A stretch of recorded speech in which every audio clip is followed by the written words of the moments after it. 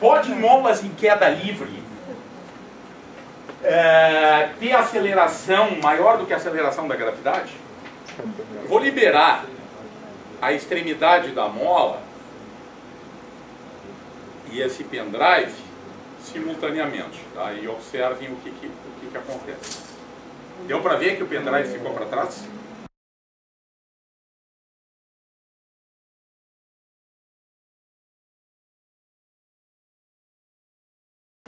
O que vocês não veem e que é surpreendente e que está documentado nessa foto é que a extremidade inferior da mola fica parada durante algum tempo, enquanto a extremidade superior já colapsou. Tá? Para ver isso em filme tem que usar uma câmera de alta velocidade. Tá? Isso aqui eu consegui essas imagens com fotografias e usando flash. Tá? É graças ao flash, por isso eu consegui congelado. A gente fez muitas tentativas de 2 fotos sempre, tá? Porque o meu colega, que o Rolando, tá me ajudando, ele está segurando a mola, tá? A balança de Joly aqui do lado é para servir como sistema de referência. Tá? Então, eu batia uma foto, tá? E pedia para o Rolando soltar a mola e tentava capturar. Eu fiz muitas tentativas até onde surgiu essas 2 fotografias aqui. Tá? Porque o tempo para que esse evento aconteça é muito curto. Tá? É muito curto. Tá? Então isso aqui é surpreendente. Tá? Porque a extremidade inferior da mola está paradinha, enquanto a extremidade superior está caindo. Tá? E se a gente... aqui tem outra fotografia. Tá? É a mesma, na verdade a mesma fotografia, só olhando mais de perto. Tá? A gente até pode estudar, com cuidado, se levar para dentro do Photoshop essas 2 fotos, onde é que já está caindo. Tá? Notoriamente aqui já está, mas a perturbação está um pouquinho abaixo. Tá? No Photoshop dá para ver onde ela anda. Ela anda, eu acho que por aqui assim, mais ou menos, nesse momento. Aqueles elos ali já sabem que tem que começar a cair. O último elo ainda não sabe que chegou a hora dele cair. Esse vídeo que é espetacular.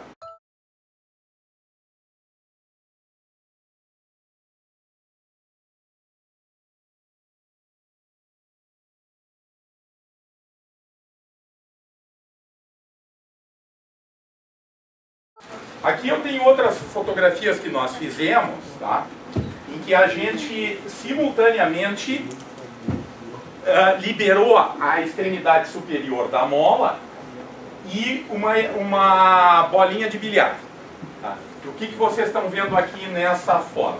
Que a extremidade, que a bolinha desceu 30 centímetros. A gente acredita que ela esteja em queda livre. Tá? A extremidade superior da mola, nesse tempo, já desceu 90 centímetros. A mola já tinha, né, nessa foto, ela já tinha colapsado completamente.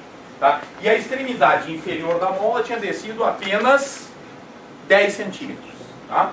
E daí, então, é fácil fazer uma estimativa das acelerações médias, né, supondo que essa aceleração aqui seja g, né? É fácil provar que a aceleração média no topo da mola é 3g. Tá? E na base da mola é apenas 1/3 de g. Tá? Quem deve estar caindo sempre, durante todo esse processo, com aceleração g, é um ponto abstrato. Tá? Abstrato porque lá não tem nada, inclusive. Numa mola como essa, nesse lugar que a gente chama de centro de gravidade, que deve andar por aqui assim, e no meio da mola, esse ponto, que que não tem nenhuma massa lá é que está descendo com aceleração G. Isso acredita quem for newtoniano. Ok? Tá? E tem gente que acha que a gente deve começar a ensinar mecânica porque a mecânica é extremamente concreta. Tá? Ok? Tá? A mecânica é extremamente abstrata. Tanto que quando a gente trata de sistemas de partículas, né, a gente demonstra que um ponto do sistema, onde normalmente não tem nenhuma massa, aquele ponto tem propriedades relevantes, como por exemplo, descer com a aceleração da gravidade, né, quando o sistema é liberado. Mas, ou seja, não há nada de estranho nesse efeito aqui, porque as leis da mecânica não estão sendo violadas, elas só estariam sendo violadas se eu conseguisse demonstrar que esse ponto que anda por aqui assim, tivesse se movendo a partir do momento que eu libero a mola, tivesse se movendo com aceleração diferente de G. Tá? Partes do sistema podem estar acelerados de maneira diferente. Eu vou explicar agora o que acontece. Bom, um dia desse, quando eu postei lá no Facebook essa foto aqui, tá? Alguém entrou e botou... Como? Lembra mesmo? Pois é. A lei da física dos desenhos animados. Né? A gravidade não funciona até que você olhe para baixo. Tá? Não é bem isso que acontece ali, porque não tem consciência na mola. Tá? Nós vamos ter que entender por que ela não cai logo. Obviamente não passa pela consciência da mola. Mas o lobo, tá? Só cai quando ele se deu conta que perdeu o apoio. Ele consegue avançar muitos metros. Tá? E gente, o idealizador do desenho mostra uma coisa que acontece depois, porque isso obviamente é impossível. Mas o que ele mostra a partir do momento que cai, que a cabeça é a última que cai. Que é exatamente o que aconteceria se eu conseguisse liberar a mola pela parte de baixo. Tá? Porque fazer o experimento com a mola suspensa e liberar a parte de cima é muito fácil. Tá? Ok? Mas a gente pode discutir teoricamente esse mesmo problema, difícil concretizar. Tá? Se eu retirar o apoio de um sistema elástico, tá? O que vai acontecer é exatamente o que eles mostram no desenho. Primeiro cai os pés, tá? E a última coisa a cair é a cabeça. Tá?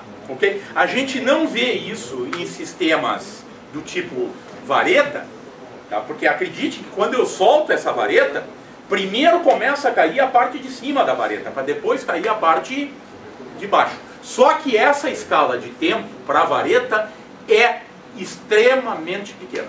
Porque, dizendo em poucas palavras, o que acontece? Tá? Uma informação tem que passar daqui até lá embaixo para a ponta da vareta saber que ela tem que cair. Uma onda de relaxamento mecânica tem que descer pela vareta para informar para a ponta da vareta que é o momento de cair. Tá? E essa onda se propaga numa coisa como quase rígida, como é uma vareta, né, que é o modelo que a gente faz de uma vareta é de corpo rígido. Mas corpo rígido é uma idealização. Qualquer corpo é sempre elástico. Uma onda de relaxamento aqui desce por essa vareta com velocidade da ordem de 3 ou 4 mil metros por segundo.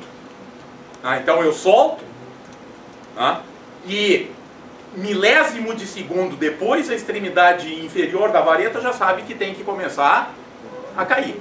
Ou seja, na nossa escala de tempo isso é instantâneo. É que lá na mola Slink a onda de relaxamento desce com uma velocidade pequena, comparada com as velocidades de ondas mecânicas dentro desse sistema aqui. Mas, vamos ver um pouco mais. Eu fiz aqui um raciocínio, imaginando que a nossa mola tenha 32 elos. E aí eu estou discutindo a situação, o meu colega está segurando o elo vermelho. Tá? Ele está segurando o elo vermelho. Portanto, ele está fazendo uma força para cima que tem que compensar o peso do elo vermelho e mais uma força que não é peso, porque o peso só está no corpo. Ok? O peso de cada elo está em cada elo. Tá? Agora, como é que um elo interage com outro elo? Através de forças elásticas. Então, o elo de cima, ele está sendo puxado para baixo pelo seu peso e por uma força elástica, tá? Que é uma força que tem o mesmo valor, mas não é... Isso aqui deve ser... aliás, está bem escrito aqui, ó. Tá? Força elástica igual, não é idêntico. Tá? Porque se eu dissesse que a força elástica é idêntica a 31 vezes o peso, eu estaria dizendo que eu tenho a mesma coisa nos dois lados dessa equação. Eu estou dizendo que aqui eu tenho uma força e que aqui eu tenho outra força e que essas duas forças têm que ser iguais. Ou seja, a força que puxa o elo vermelho para baixo tem o valor do peso de 31 elos. Não é o peso de 31 elos. Ela tem o valor do peso de 31 elos. Tá. Entendido isso? Tá? Ok? Bom, aí o meu colega corta essa força. Tá? Ele liberou o elo de cima. Ora, as outras duas forças continuam sendo exercidas no elo de cima. Porque as outras duas forças não dependem da força que o Rolando estava fazendo. Depende sim de quem? Da gravidade, da massa que está no elo vermelho e da força elástica que continua lá. Porque a força elástica, né, ela não desaparece, ela não pode desaparecer, ela só pode desaparecer ou diminuir a força elástica quando a deformação diminui. Tá? Então, o que acontece? É fácil de entender que, liberado esse elo, ele está descendo a 32G. Essa é a aceleração inicial no elo de cima, no primeiro instante, depois da liberação. O elo de cima está descendo a 32G. Tá? E se nós olharmos para o restante da mola, tá? Esse é o diagrama das forças quando o Rolando está sustentando, e esse é o diagrama das forças quando o Rolando deixou de sustentar. Nada mudou no segundo elo. Absolutamente nada mudou no segundo elo. Porque o que mudou foi se cortou fora a força no elo de cima. Portanto, logo depois, o primeiro elo está descendo a 32G e o segundo elo está paradinho.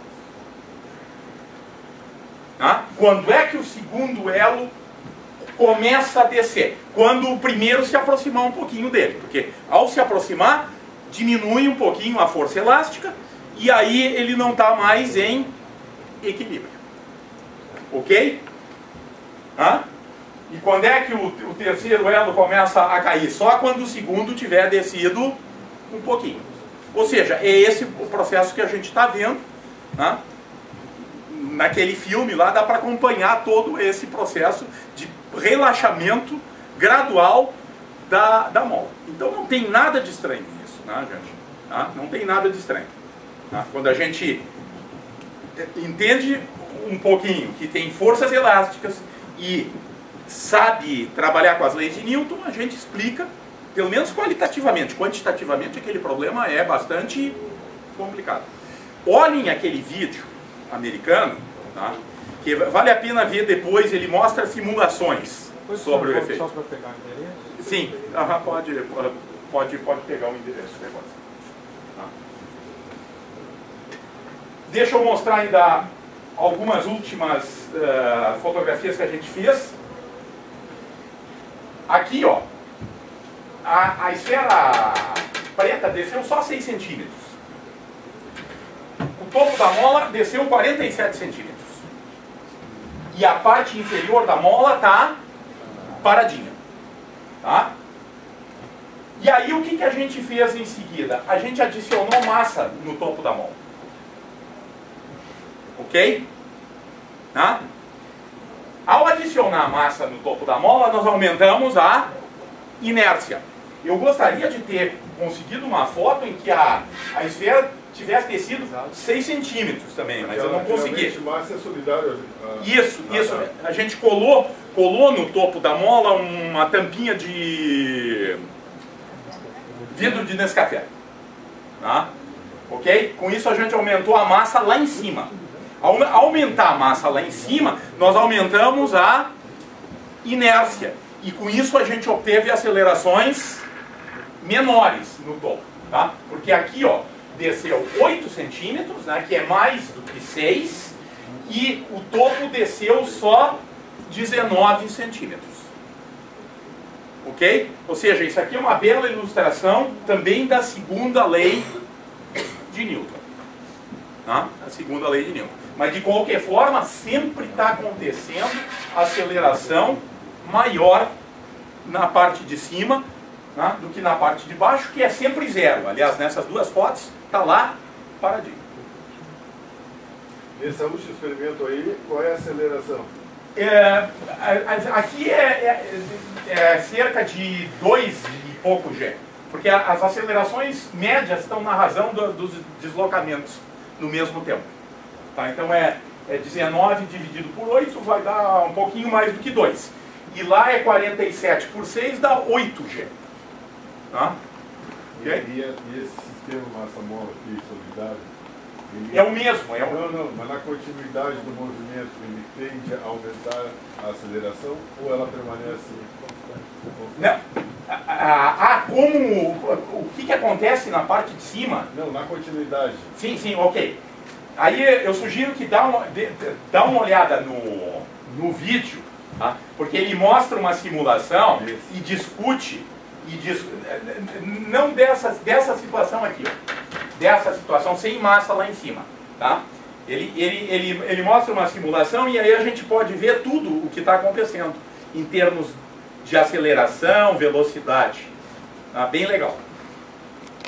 O que, aliás, daria para tentar recuperar experimentalmente do vídeo. Tá? Se a gente tivesse naquela filmagem inicial lá, tá? Tivesse uma escala por trás, poderia até se tentar confrontar, tá, o que está efetivamente acontecendo lá com a simulação que ele faz para aquele sistema. A situação limite de tu aumentar a massa, no caso que tu usaste a tampa, seria que ela fosse começar a cair em queda livre como se fosse uma... Exatamente. Tá? Ok? Se tiver muita massa lá em cima, tá? Aí o fato de estar sendo puxado para baixo por uma força elástica um pouquinho maior não afeta mais, vai ser um pouquinho maior do que G, mas no limite é G. Aí, então a parte de cima está descendo a G e a última parte só vai cair quando a parte de cima chegar lá embaixo. Esse é o limite.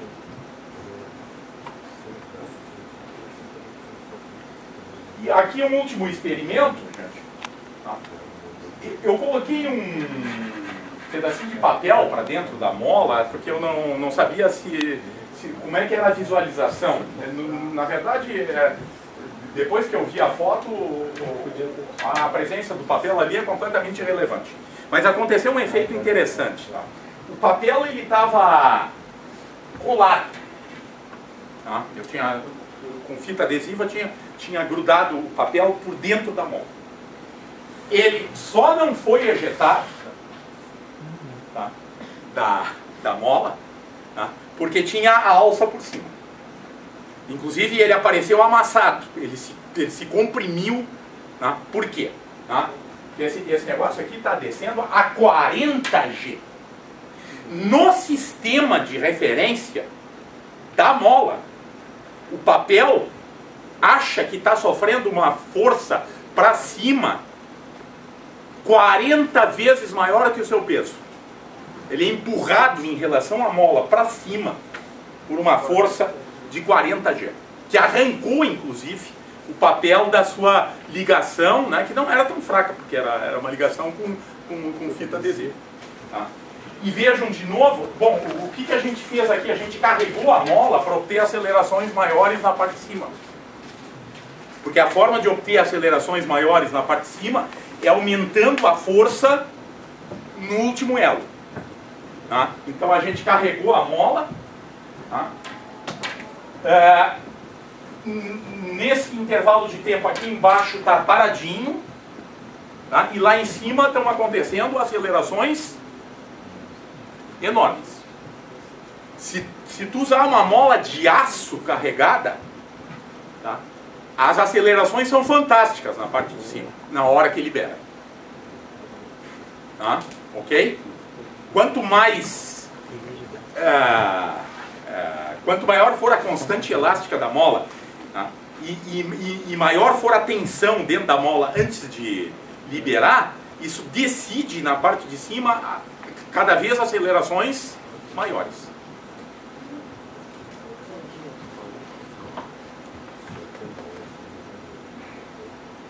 E agora o mais interessante. No bungee jump, esporte no qual uma pessoa salta de lugares altos com um longo cabo elástico, denominado bungee, né, todo mundo conhece, e o cabo já está pendendo por baixo da pessoa. Ok? Porque normalmente o cabo está pendurado já por baixo dele, está preso, uma ponta na plataforma, mas o cabo já está todo lá por baixo dele. Tá? Quando o sujeito salta, acreditem que ele inicia o salto com acelerações maiores do que G. Por quê? Porque ele está sendo puxado para baixo pela força elástica e que é comparável ao seu peso, já que aquele cabo é um cabo massivo. É um cabo massivo. Tá? Ou seja, se o sujeito fizesse o experimento de atravessar a borda da plataforma com um objeto, e no exato momento em que ele atravessa a borda da plataforma, ele solta o objeto, ele vai ver o objeto ficar para trás. Tá? Ok? Porque ele vai descer inicialmente com aceleração maior do que G. Tá? Quanto maior, bom, aí vai depender basicamente de quão pesado é o cabo. Tá? Ok? Porque o que decide a aceleração lá em cima é a força que puxa para baixo. Tá?